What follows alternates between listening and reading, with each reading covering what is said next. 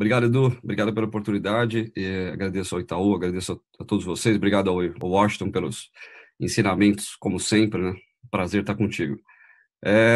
Você sabe que com essa abertura que você faz, eu mudei até a minha entrada, porque é até um pouco irresponsável a forma de como eu vou desenvolver um pouco do que eu pensei, porque de fato a gente tem um privilégio, Edu, e uma oportunidade de atuar em três segmentos totalmente distintos. Então, eu vou trazer um cubo meio multifacetado de como a gente vem se comportando e, de fato, se comportando de maneira completamente diferente em cada uma dessas áreas. Então, a gente constrói de maneira muito forte, um dos nossos maiores segmentos é o segmento corporativo, que é o segmento que a gente constrói para grandes corporações. Então, eu vou decupar no decorrer da minha fala aqui um pouco do que é o corporativo, mas vocês devem imaginar o que tem sido trabalhar para grandes bancos, grandes headquarters, grandes subsidiárias de grandes empresas aqui no país, nesse momento onde a incerteza ela prevalece, não só a econômica, mas a incerteza em relação à ocupação do espaço.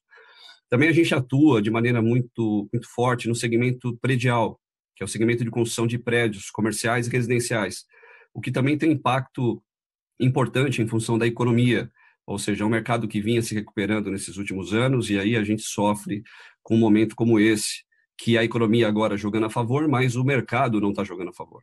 E a gente também funciona bastante forte aí no segmento de edificações, onde a gente está na área de galpões e centros logísticos, ação que a gente foi buscar em função da escassez de algumas outras áreas, e o nosso segmento mais tradicional, vamos chamar assim, que é onde a gente começou, que é o segmento residencial de alto padrão.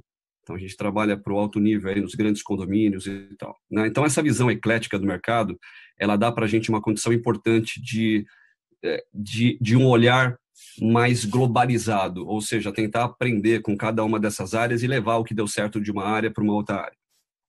A história em relação ao Corona, ela vem mudando de maneira muito rápida, né? Quando a gente preparou o orçamento do ano passado e trouxe aqui os nossos resultados de EBITDA, forecast, full year, aceita com conselho, a gente nunca imaginava que fosse ter que colocar um tempero aí em tudo isso, que era como que a gente analisa uma paralisação num segmento onde o top line, que é a receita, para. Simplesmente você deixa de produzir.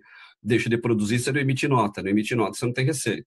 Além disso, todas as complexidades do nosso SG&A, como é que a gente atua com mão de obra, como é que a gente atua com toda a estrutura, aluguéis e tudo mais. Então, realmente, essa pandemia, ela veio trazer para a gente algumas oportunidades de melhoria, aquelas até que a gente não estava observando. Então, a prestação de serviço, ela tem sido reavaliada, né? Os nossos serviços, os nossos rumos.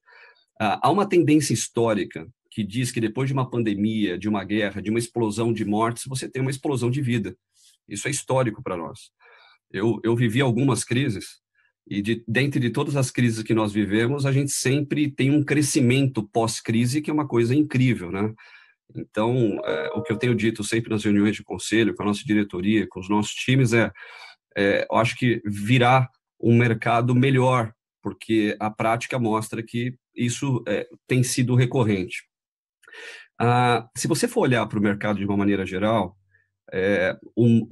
o segmento escolar, o segmento corporativo, ele já vinha passando por uma disrupção, de uma nova forma de atuação, de um novo conceito. A gente vem atuando em mercados onde, por exemplo, na hora que a pandemia vem e isola as crianças da escola, a gente já vinha percebendo como as escolas, a gente entregou o colégio Concept, Poeiro e Domus, o EBAC, que são colégios que a gente vem aí há alguns anos desenvolvendo uma nova forma de como o aluno vai interagir com a sala de aula. O que a gente fez e o que eu acho que a pandemia trouxe de positivo em relação a isso é uma velocidade maior no entendimento e na discussão daquilo que não estava sendo discutido. Então, obviamente, eu estou tentando extrair aqui algumas coisas que de fato fizeram sentido nesse momento de pandemia, né? As empresas elas já estavam numa linha de evolução para um ambiente mais despojado, né? Uma maior mobilidade dos espaços, né? A gente nunca discutiu tanto nesses últimos anos como fazer com que as empresas ocupassem menos metro quadrado para favorecer a sua linha do seu EBITDA lá no final, reduzindo despesa e automaticamente também trazendo para o mercado de trabalho uma nova geração, que não é aquela geração do passado que quer ficar 12, 14 horas dentro de um escritório produzindo, saindo para almoçar e voltando. Então, a gente tem vivido isso, principalmente com empresas como Twitter, Lynx, Ford, Vale, Tata, são clientes que estão se permitindo fazer esse tipo de escolha. E a gente percebe agora, nesse momento pandemia, como essa oportunidade vem cada vez mais à tona, né? De fato, a gente vem vivendo uma falta de mão de obra muito forte.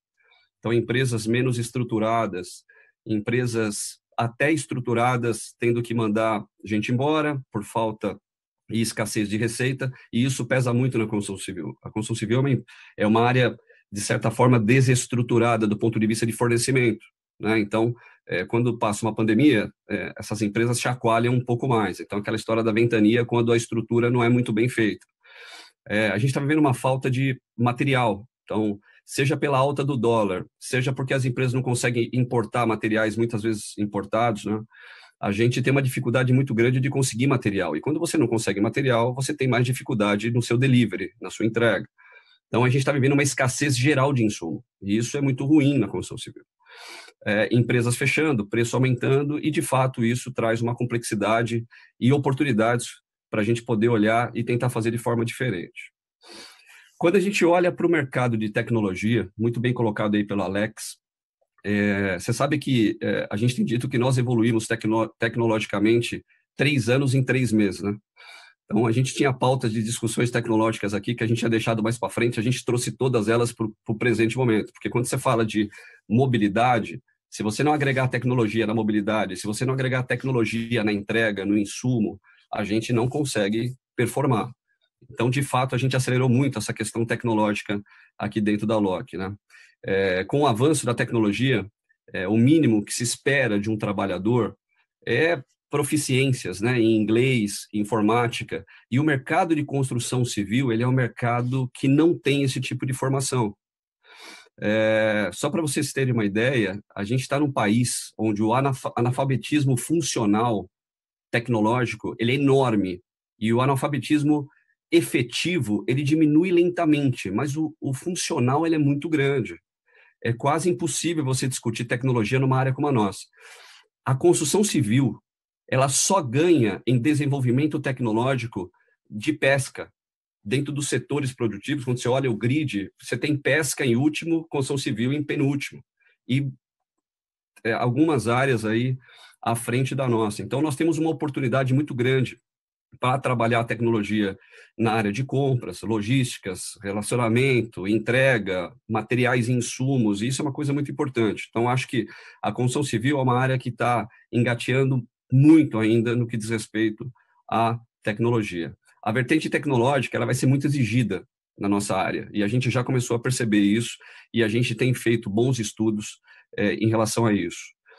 A gente aproveitou também, né, nesse momento, para criar algumas ferramentas, vamos chamar assim, algumas empresas, baseado no desenvolvimento tecnológico. Uma delas foi o Loki Monitora. A Loki acabou de criar uma empresa de receita recorrente de manutenção de obra. Logo, se eu entrego obra para um cliente, eu consigo fazer uma manutenção dos equipamentos e dar para ele um suporte de facilities muito importante, coisas que a gente não pensava antes da pandemia. Então, houve essa oportunidade da gente poder trabalhar em cima disso.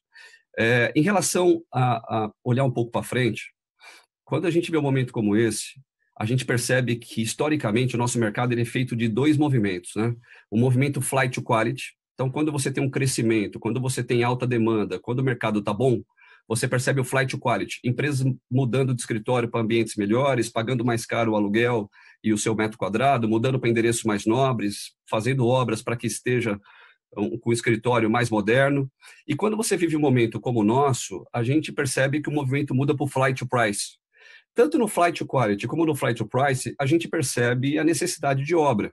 De novo, a construção civil tendo a oportunidade de atuar nesse momento, seja na entrega de lajes, na mudança de escritórios, na mudança de prédios, né? Acho que o grande conceito que a gente tem focado muito na Loki nesses últimos anos, o que faz com que a gente consiga ser aí protagonista em alguns dos nossos segmentos, é prover para o cliente soluções. Então, a Loki, ela é uma construtora, mas se você for ver, o nosso delivery, ele é muito forte na solução que a gente leva para o cliente. A construção acaba sendo um commodity, mas o pacote de soluções que a gente oferece é um pacote muito forte em relação ao que a gente promove de melhoria para o cliente. Então, sob a ótica econômica, como bem dito pelo Pedro Renault também, a gente percebe que com a baixa da Selic, com juros no patamar em que ele se encontra, a oportunidade de construção civil é gigantesca. Então, a gente já tem criado agora boas oportunidades de desenvolvimento. Então, a gente está envolvido em grandes BTS e construções que a gente também atuando como investidores nesse segmento, a gente percebe o quanto o dinheiro está mais fácil, porque os clientes que estavam com dinheiro em banco, o cliente que estava com dinheiro em alguns fundos, prefere a construção civil, porque dessa forma ele vai rentabilizar mais o seu dinheiro. No corporativo, que é o nosso ambiente que faz obra para escritórios, a gente percebe muitas empresas buscarão a redução do headcount, uma maior interação com essa taxa de ocupação, reduções de custo, uma nova tendência de ocupação de espaço. E dentro dessa nova tendência de ocupação de espaço, a gente tem feito essas provocações junto aos clientes, principalmente agora que nós criamos também um produto chamado Lock Covid, onde a gente entra no cliente, estuda a sua estrutura, implanta dentro do cliente políticas de proteção que vão desde a parte física, ar-condicionado, entradas, acesso, maçanetas touchless e por aí vai, até a parte de fluxo, ou seja, por onde entra, não sai, não cruzar as pessoas dentro do escritório, aumentar o fluxo de metragem cúbica de renovação de ar dentro do escritório, são coisas bastante técnicas que o cliente muitas vezes não está no seu core business para entender isso, mas, de novo, acaba sendo uma boa oportunidade. No predial, de novo, com a baixa de juros, taxa Selic, investir em imóveis trarão maiores investimentos de fundos, empresas como pessoa física e tal. E aí a gente tem desenvolvido uma empresa chamada Lock DNN, que é desenvolvimento de novos negócios. Então a gente percebe o quanto a gente tem sido procurado por empresas para que nós possamos promover negócio. Então, o cliente que tem o terreno, o cliente que quer fazer o prédio, o cliente que não tem o prédio, mas tem o terreno. Então, a gente começa a ser um bom elo de contato entre essas empresas. A gente está atuando também nessa área de incorporação e nos aventuramos aí nos últimos 3 anos no Minha Casa Minha Vida, porque, de fato, é uma coisa importante. E no residencial, Edu, é continuar ampliando os horizontes aí para a terceira residência, condomínios de alto padrão, que é uma coisa que a gente já atua há muitos anos também. Daniel,